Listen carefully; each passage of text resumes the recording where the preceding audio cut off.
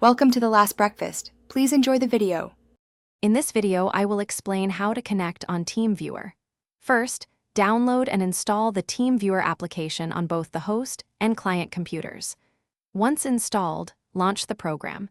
You'll see your unique ID and a temporary password. This information is crucial for establishing a connection.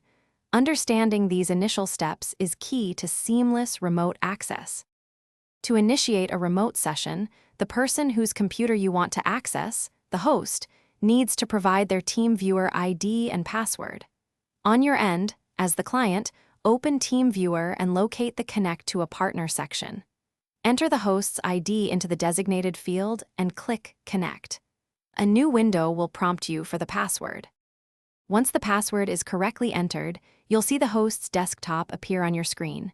You now have full control over their mouse and keyboard, just as if you were sitting in front of their computer.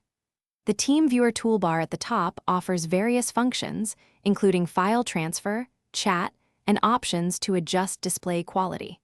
This allows for efficient remote assistance. TeamViewer offers more than just basic control. You can explore advanced features like remote printing, which lets you print documents from the remote computer to your local printer.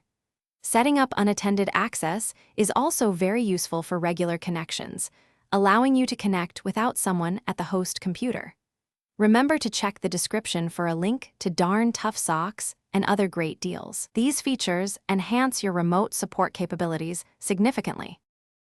Thanks for watching. If this was helpful, leave a like and consider subscribing. See you next time.